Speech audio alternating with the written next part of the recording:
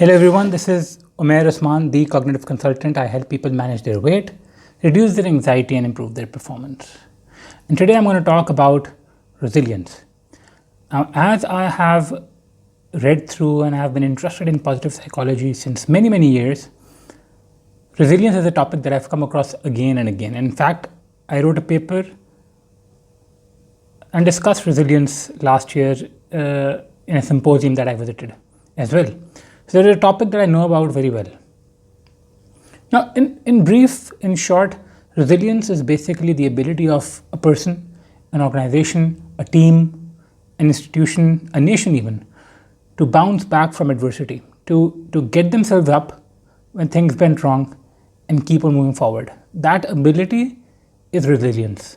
And of course, it is a very important ability. It is very important simply because we know life by its very nature will give us these difficult situations. We will eventually fall. All organizations, all nations, all people eventually fall and they have to get themselves up again. Everyone fails, and that's the reality of life. So the ability to be resilient is very important for everyone.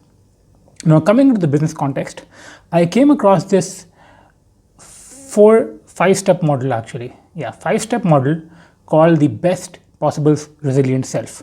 It's a tool, a technique that people can use on themselves, but more specifically, you can use this in the workplace to make sure that you or your employees or the executive team, everyone is ready for the time when things go bad and they can react in the most effective way. It is more of, it's not a cure, but it's about being ready for when times go bad. So you have the strength, the capability to make sure that you are resilient, your team is resilient, your executives are resilient, your employees are resilient. So what are the 5 steps? First, describe a challenging situation, visualize your best possible self, resilient self, describe your best possible resilient self, interview your best possible resilient self, and reflect upon it. Now, I'll go through this one by one with an example. So, step 1 is describing a challenging situation. So, you would want somebody, let's say you're working on an employee or an executive in the company, and you would want them to imagine a difficult situation. Let us say macroeconomic instability, stock market crash, and the resulting economic crisis. You imagine a scenario. Once you imagine that, step number 2 is close your eyes and imagine how you would react to that.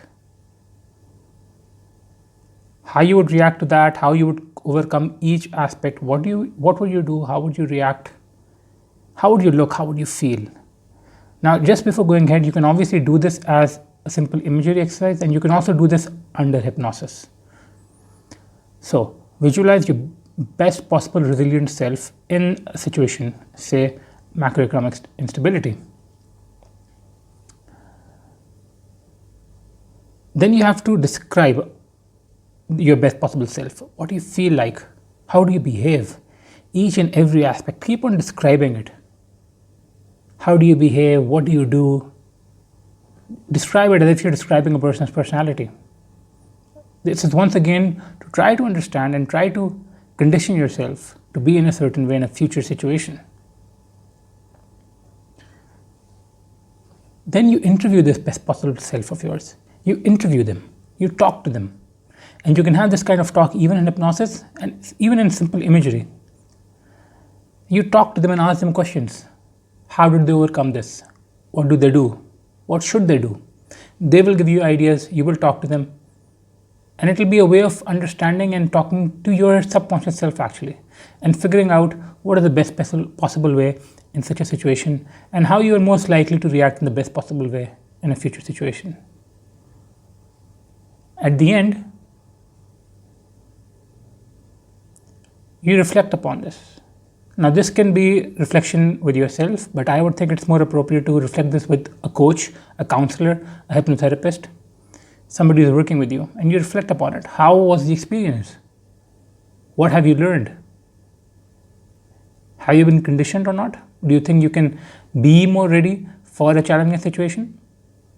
And I would even say that this is something that you shouldn't do just once. possibly many times. And I, as a hypnotist, would want to do this under hypnosis, and eventually a couple of times perhaps if needed, perhaps regularly, and even make a recording of this that they would need to listen to regularly.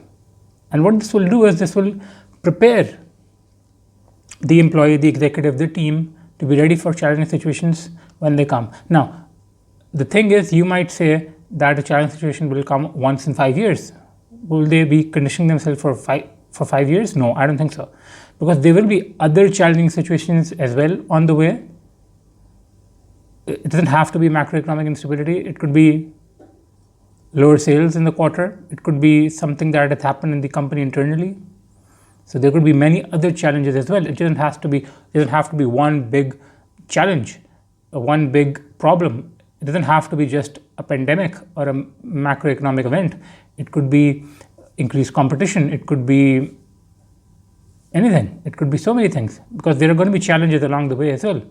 So this is a way to keep the person resilient, not just against those events that happen once in 5 or 10 years, but also events that happen once in a couple of months. And whoever goes through such a training will be prepared and ready for it. Of course, this is not the only tool one can use to develop resilience in an individual, in a business, but it's a major tool that you can use. And it will have certain very, very plausible benefits. And this technique is very acceptable to me because it is also very similar to future projection in hypnotherapy. So I know it's a very, very powerful technique to use. And I think that from me is enough. This was Umair Usman. I'll come back next time with another video, probably on resilience or psychology, application of psychological tools in the workplace. And I will see you next time.